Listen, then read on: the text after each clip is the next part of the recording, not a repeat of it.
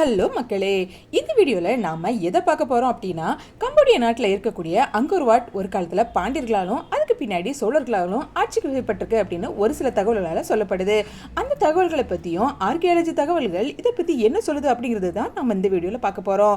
அது மட்டும் இல்லாமல் கம்போடியாவின் ஃபேமஸ் நடனமான அப்சரஸ் பற்றி பல சுவாரஸ்யமான தகவல்களையும், லாஸ்ட்டாக கெமர் பெரஸ் பற்றி நான் பர்சனலாக தேடி பார்த்த சில தகவல்களையும் தான் உங்களோட ஷேர் பண்ணிக்க போகிறேன். இந்த வீடியோ கொஞ்சம் லென்த்தாக இருக்கிற மாதிரி நீங்கள் யோசித்தீங்க அப்படின்னா அவாய்ட் பண்ண முடியாத சில இன்ட்ரெஸ்டிங்கான தகவல்கள் இருக்குங்க.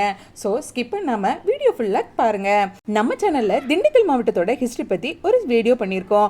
அந்த வீடியோவை நீங்கள் ஒருவேளை மிஸ் பண்ணியிருந்தீங்க அப்படின்னா லிங்க் டிஸ்கிரிப்ஷன் பாக்ஸில் கொடுக்குறேன், தேவைப்படுறவங்க போய் பார்த்துக்கோங்க. வீடியோக்குள்ளே போகிறதுக்கு முன்னாடி நீங்கள் இன்னும் நம்ம சேனலை சப்ஸ்கிரைப் பண்ணல அப்படின்னா பண்ணிக்கோங்க. ஏன்னா உங்களோட சப்ஸ்கிரிப்ஷன் தான் என்னோட மோட்டிவேஷன். வாங்க இப்போ நம்ம வீடியோக்குள்ளே போகலாம். Let's go. கெமர் பேரரசு அப்படிங்கிறது தென்கிழக்காசியாவில் தற்போதைய கம்போடியாவை மையமாக கொண்டிருந்த சோழ பேரரசு அப்படின்னு சொல்லப்படுது. 9ஆம் நூற்றாண்டில் தென் தமிழக பாண்டியர்கள் வழிவந்த சென்லா பேரரசு அகற்றப்பட்டு தற்போதைய லாவோஸ், தாய்லாந்து மற்றும் வியட்நாம் உள்ளிட்ட கெமர் ஆட்சி தொடங்கியதாக சொல்லப்படுது. கெமர் ஆட்சியின் ஆரம்ப காலத்தில் தமிழர்களின் கலாச்சாரம், அரசியல் மற்றும் வர்த்தக தொடர்புகளை கொண்டிருந்ததாகவும், அதுக்கு பின்னாடி கெமரின் தெற்கு எல்லையில் பரவி இருந்த சோழ வம்சத்தின் தொடர்புகளையும் கொண்டிருந்ததாகவும் சொல்லப்படுது. அங்கோர் கெமர் பேரரசின் தலைநகராக விளங்கியிருக்கு. அந்த இடத்துல சுமார் 10 லட்சம் மக்கள் வாழ வீடுகளும் கோயில்களும் கட்டியிருக்காங்க. அது மட்டும் இல்லாமல் கெமர் பேரரசின் சமயங்களா வீர சைவ சமயமும் மகாயான பௌத்தமும் விளங்கியிருக்கு. இதுக்கு பின்னாடி தான் தேரவாத பௌத்தம் அறிமுகமானதா சொல்லப்படுது. அங்கோர் வாட் கோயில் 12ஆம் நூற்றாண்டில் ஆட்சி செய்த கெமர் மன்னரால தான் கட்டப்பட்டதா சொல்லப்படுது. சுமார் 1000க்கும் மேற்பட்ட கட்டடங்களை கொண்டுள்ள இந்த கோயில் பரந்த மத வளாகமாகவும் கெமர் கட்டிடக்கலையின் போற்றத்தக்க அம்சமாகவும் சொல்லப்படுது. அது மட்டும் இல்லாமல் 2ஆம் சூரியவர்மன் கெமர் பேரரசின் சிறந்த அரசராகவும் ஆய்வாளர்களால் கருதப்படுது. யுனெஸ்கோவினால் பாரம்பரிய சின்னங்களில் ஒன்னா அங்கீகரிக்கப்பட்டுள்ள இந்த அங்கோர் வாட் உலகின் மிகப்பெரிய மத கட்டமைப்பான சுமார் 400 ஏக்கர் பரப்பளவு கொண்டதா இருக்கு. கெமர் பேரரசின் காலக்கெடு 802ஆம் ஆண்டுல 2ஆம் ஜெயவர்மன் அதாவது பரமேஸ்வரன் அவர்களால் தொடங்கப்பட்டிருக்கு. கிபி 1200களில் ஆசியா மற்றும் ஐரோப்பாவின் கெமர் பேரரசின் ஆட்சி காலம் பொற்காலம்னு சொல்றாங்க. அங்கோர் வாட்டோட சுற்றுச்சுவர்களில் ராமாயணம், மகாபாரதம் போன்ற இதிகாச கதைகளின் சித்திரங்கள் சித்தரிக்கப்பட்டிருக்கு. அது மட்டும் இல்லாமல் அந்த காலத்து அரசிகளின் வாழ்க்கை நிகழ்ச்சிகளும் சித்தரிக்கப்பட்டுள்ளதா சொல்லப்படுது. மேலும் இந்த கோயில்களை சுற்றி அணைகளும் நீர்ப்பாசன கால்வாய்களும் அமைக்கப்பட்டுள்ளதா சொல்லப்படுது. அங்கோர் நகரம் கெமர் அரசின் மையமாக செயல்பட்டிருக்கு. கெமர் மன்னர்களின் ஆட்சி தென்கிழக்கு ஆசியாவின் வரலாற்றில் மிகப்பெரியதாகவும் மிகவும் வளமானதாகவும் மற்றும் அதிநவீன ராஜ்யங்களில் ஒன்றாகவும் இருக்கிறது குறிப்பிடத்தக்கது. கெமர் ஆட்சியின் போது, அதாவது 9ஆம் நூற்றாண்டின் இறுதியிலிருந்து 13ஆம் நூற்றாண்டின் முற்பகுதி வரைக்கும் ஏராளமான கட்டுமான திட்டங்கள் மேற்கொள்ளப்பட்டதா சொல்லப்படுது. அவங்க கட்டின கோயில்களிலேயே மிகவும் குறிப்பிடத்தக்கதா அங்கோர் வாட் கோயில் சொல்லப்படுது. அங்கோர் வாட் 2ஆம் சூரியவர்மனால ஒரு பரந்த இறுதிச் சடங்கு கோயில கட்டப்பட்டதா சொல்லப்படுது. ஆனா போரில் தோல்வியிட்டதுனால இறந்ததால அவரோட உடல் அங்கோர் வாட்ல அடக்கம் செய்யப்படவில்லை அப்படிங்கிறதும், அவரோட மரணத்துக்கு பிறகுதான் அங்கோர் வாட் கோயில் கட்டி முடிக்கப்பட்டது அப்படின்னு மற்றொரு கருத்து சொல்லப்படுது. வரலாற்று ஆய்வாளர்களும் ஆராய்ச்சியாளர்களும் இதுவரை எதுக்காக அங்கோர் வாட் கோயில் கட்டியிருக்காங்க அப்படிங்கிறத கண்டுபிடிக்கவே இல்லை. கெமர்களின்படி அங்கோர் வாட் சூரியவர்மனின் கல்லறை கோயில். அதுக்கு ஏற்ற மாதிரி அங்கோர் வாட் கோயிலோட பிரதான வாயில் மேற்கில் அமைஞ்சிருக்கு. அதாவது மேற்கு அப்படிங்கிறது சூரிய அஸ்தமனம் அப்புறம் இறப்போட தொடர்புடையதா கருதப்படுது. அங்கோர் வாட் கோயிலை கட்டுறதுக்கு சுமார் 30 வருஷம் ஆயிருக்கலாம் அப்படின்னு கணக்கிடப்பட்டிருக்கு. ஹிந்து காஸ்மாலஜி படி முதல்ல இந்து கடவுளான சிவன் மற்றும் விஷ்ணுவுக்கு தான் இந்த கோயில் அர்ப்பணிக்கப்பட்டிருக்கு. அதுக்கு பின்னாடி தான் பௌத்த மதத்துக்கு இந்த கோயில் மாற்றப்பட்டிருக்கு. இந்து கடவுள்களான சிவன் மற்றும் விஷ்ணுவுக்கு அர்ப்பணிக்கப்பட்டதாக கட்டப்பட்ட இந்த கோயில் மன்னன் சூரியவர்மனின் கல்லறையாக கருதப்பட்டதாக அறியப்பட்டாலும் அங்கோர் வாட் கட்டப்பட்டதுக்கு வேறு ஏதோ காரணம் இருக்கலாம் அப்படின்னு சொல்லப்படுது. 6 முதல் 10 மில்லியன் பிளாக்குகள் 5 மில்லியன் டன்களுக்கு மேலே வெட்டி எடுக்கப்பட்டு கோயிலுக்கு 25 மைல்கள் கொண்டு செல்லப்பட்டதா சொல்லப்படுது. உண்மையில் அங்கோர் வாட் நகரம் முழுவதும் எகிப்திய பிரமிடுகளை விட அதிக அளவு கற்களை பயன்படுத்தப்பட்டதா சொல்றாங்க. அங்கோர் நிர்வாகத்தில் மன்னரை தெய்வத்துக்கு இணையாக வச்சு வழிபட்டிருக்காங்க. இந்தியாவிலிருந்து இறக்குமதி செய்யப்பட்ட மத மற்றும் அரசியல் கருத்தாங்கத்துக்கு அடிப்படையில் இந்த நகரம் திட்டமிட்டு கட்டப்பட்டது அப்படின்னும் உள்ளூர் மரபுகளுக்கு ஏற்ப மாற்றியமைக்கப்பட்டிருக்கு அப்படின்னும் ஒரு விதமான கருத்துக்களும் நிலவுது. அங்கோர் முதல்ல யசோதராபுரா அப்படின்னு அழைக்கப்பட்டிருக்கு. அங்கோர் வாட் கோயிலை சுற்றியுள்ள சுவர்கள் இந்திய அண்டவியல் மற்றும் புராண கருப்பொருட்களை வெளிப்படுத்துறதா இருக்கு. இதிலிருந்து இந்த ஆட்சியாளர்கள் சிவன் வழிபாட்டுக்கு முக்கியத்துவம் கொடுத்திருக்கிறது உறுதிப்படுத்தப்பட்டது. மேலும் அங்கோர் வாட்டின் 5 மைய கோபுரங்கள் மேருமலையின் சிகரங்களை குறிக்கிறதா சொல்றாங்க.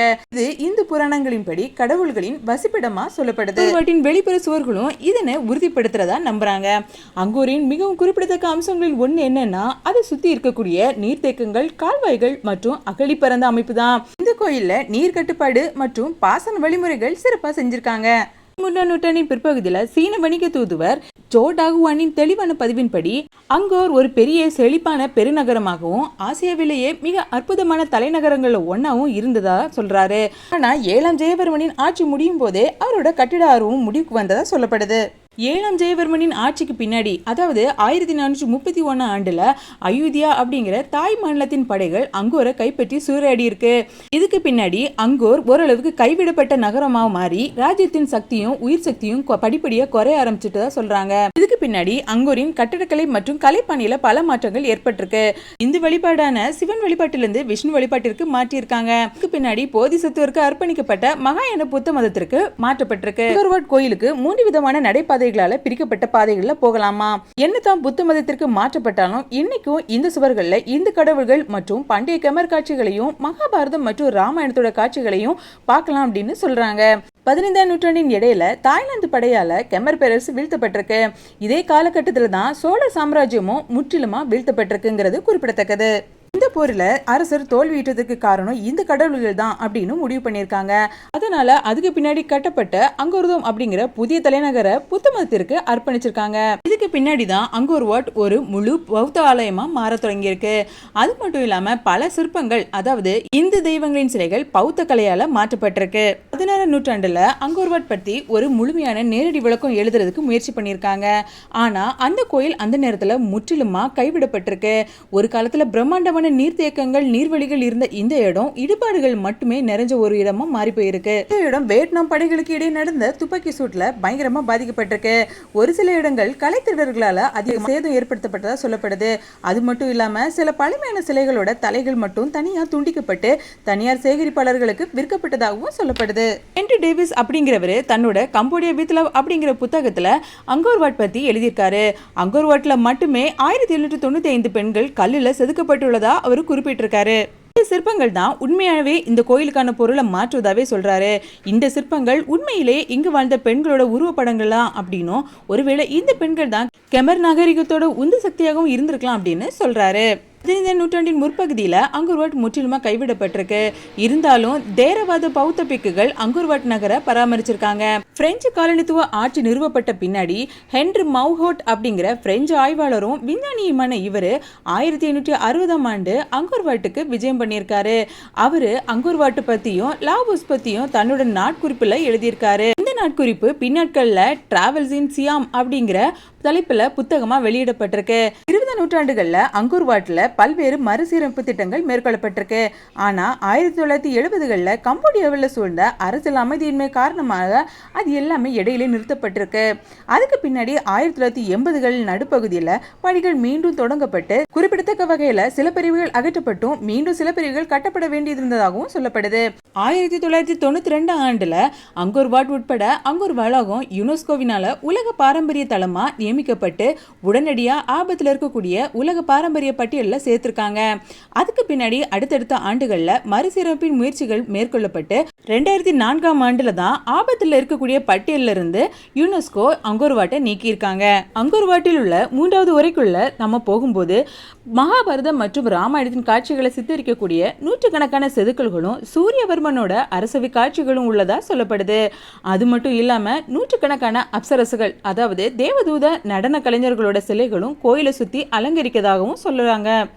கம்போடிய கலாச்சாரம் மற்றும் மதத்தில் அப்சரா நடனம் அப்படிங்கிறது ரொம்ப முக்கிய பங்கு வகிச்சிருக்கு. இது முன்னோர்களை மதிக்கவும் தெய்வங்களோட தொடர்பு கொள்ளவும் கம்போடிய பாரம்பரியத்தை பாதுகாக்கிறதாகவும் நம்பியிருக்காங்க. கம்போடிய புராணங்களின்படி அப்சரஸ் தெய்வங்களையும் மனிதர்களையும் மகிழ்விக்க பரலோகத்தில் இருந்து இறங்கிய வான நடன கலைஞர்கள்னு நம்புறாங்க. கம்போடிய கலையில அப்சரா அப்படிங்கிறது கருணை மற்றும் நேர்த்தியின் அடையாளமா கருதப்பட்டிருக்கு. இந்து மற்றும் புத்த புராணங்கள்ல அப்சரா அப்படிங்கிறது ஒரு பெண்ணோட ஆவி. பண்டைய கம்போடிய கலையில அப்சரா அப்படிங்கிற பெண்ணு கருணை, நேர்த்தி மற்றும் அழகு ஆகியவற்றோட அடையாளமா சித்தரிக்கப்பட்டிருக்காங்க. அப்சரஸ்களோட சிலைகள் பெரும்பாலும் நடனமாடுவது, இசைக்கருவிகளை வாசிப்பது அல்லது பிற கலைத்தொழில்களில் ஈடுபடுவது அப்படிதான் சித்தரிக்கப்பட்டிருக்கு. அப்சரஸ்கள் பெரும்பாலும் அங்கூர் கோயில்களில் சித்தரிக்கப்பட்டிருக்கு. இதுக்கு காரணமா அப்சரஸ் இருக்கும் இடத்துல நல்ல அதிர்ஷ்டத்தையும் செழிப்பையும் தருவதா நம்பியிருக்காங்க. நடனம் பெரும்பாலும் பெண் நடன கலைஞர்களால அதிக அளவில் மத விழாக்கள் மற்றும் பண்டிகைகளின் போதுதான் நிகழ்த்தியிருக்காங்க. அப்சரா நடன கலைஞர்கள் கடவுள்களுடன் நேரடியாக தொடர்பு கொள்வதாகவும் அவங்களோட செய்திகளை தெரிவிக்கவும் முடியும் அப்படிங்கன்னு நம்பியிருக்காங்க. அப்சரா நடனம் அப்படிங்கிறது கம்போடிய வரலாறு மற்றும் புராணங்களோட சாட்சி அப்படின்னு பிரதிநிதித்துவப்படுத்தப்பட்டிருக்கு. அப்சரா நடனத்தின் அசைவுகள் பூக்கள், பறவைகள் மற்றும் பட்டாம்பூச்சிகளோட அசைவுகள்ல இருந்து தான் இயற்கையாகவே ஈர்க்கப்பட்டதுன்னு சொல்லப்படுது. நடனம் ஆடுவதற்கு நடன கலைஞர்கள் இயற்கை உலகத்தை பற்றி நல்ல ஆழமான புரிதல் இருந்தால் மட்டும்தான் இந்த நடனத்தை ஆட முடியும் அப்படின்னு சொல்றாங்க. நமக்கு கிடைச்ச தகவல்களை வச்சு கடைசியா ஆர்கியாலஜி ஃபைண்டிங்ஸ் என்ன சொல்லுது அப்படின்னு பார்க்கும்போது, கெமர் நாகரிகத்தோட தொடக்க காலத்தை பத்தி எந்த ஒரு முதன்மையான பதிவுகளும் கல்வெட்டுகளை தவிர எதுவுமே எஞ்சிருக்கல அப்படிங்கிறது தான் உண்மை. தொல்லியல் ஆராய்ச்சிகளும் புனரமைப்பு மற்றும் அஸ்திவார கல்வெட்டுகளும் அரசர்களோட அரசியல் மற்றும் மத செயல்களை பற்றி மட்டும்தான் சொல்லியிருக்கு. கோயிலை சுற்றி இருக்கக்கூடிய சுவர் சித்திரங்களும் அந்நிய தேதியில அந்த மக்களோட தினசரி வாழ்க்கை, சந்தை காட்சிகள், ராணுவ அணிவகுப்புகள் அப்புறம் அரண்மனை வாழ்க்கையை பத்தின சித்திரப்படைப்புகளை மட்டும்தான் சித்தரிச்சிருக்கு. என்னோட சந்தேகத்தை தீர்த்துக்கணும் அப்படிங்கிறதுக்காக யசோவர்மன் அவரோட பயோகிராஃபி எடுத்து பார்த்தேன். யசோவர்மன் வர்மன் வம்சத்தை நிறுவினார்னு சொல்லியிருக்காங்க. அது மட்டும் இல்லாம வங்காளம், சிந்து சமவெளி, தக்காணம் மற்றும் காஷ்மீர் போன்ற பகுதிகளில் யசோவர்மன் ராணுவ பிரச்சாரங்களை வழிநடத்தியிருக்காரு அப்படின்னு சொல்றாங்க. காஷ்மீரோடான அவரோட போர் பத்தி முரண்பாடான பதிவுகள் இருக்கு. கன்னௌஜ் அப்படிங்கிறது இந்தியாவோட உத்தரப்பிரதேச மாநிலத்தில் உள்ள கன்னௌஜ் மாவட்டத்தில் இருக்கக்கூடிய ஒரு பழமையான நகரம். மௌகாரிகளின் கீழே கன்னௌஜ் முக்கியத்துவம் அப்புறம் செழிப்புடன் வளர்ந்ததா சொல்றாங்க. மௌகாரிகள் குப்த பேரரசுக்கு கீழே அடிமையா வேலை செஞ்சவங்க. தன வம்சத்தின் பேரரசரா இருந்த ஹர்ஷா குழந்தையின்மையினால இறந்த பின்னாடி அவரோட அரசியல் ஆட்சியில பலவிதமான குழப்பங்கள் ஏற்பட்டிருக்கு. இந்த காலத்துல தான் இந்த மௌகாரிகள் வர்த்தன வம்சத்தை ஆட்சி கொண்டதா சொல்லப்படுது. சீன பையனான யுவாங்சாங் ஹர்ஷாவின் ஆட்சியின் போது இந்தியாவிற்கு விஜயம் செஞ்சிருக்காரு. பல புத்த மடாலயங்களை கொண்ட ஒரு பெரிய செழிப்பான நகரமா கன்னௌஜை குறிப்பிட்டிருக்காரு. இந்தியாவிலேயே மிக சிறந்த மன்னனா யசோவர்மனை குறிப்பிட்டிருக்காங்க. ஆனா ஒரு மிக சிறந்த மன்னனை பத்தின எந்த தகவலுமே ஹிஸ்டரியில இல்ல. கிட்டத்தட்ட ஹிஸ்டரியில இருந்து இவரோட பக்கம் சுத்தமா காணாம போன மாதிரி தான் இருக்கு.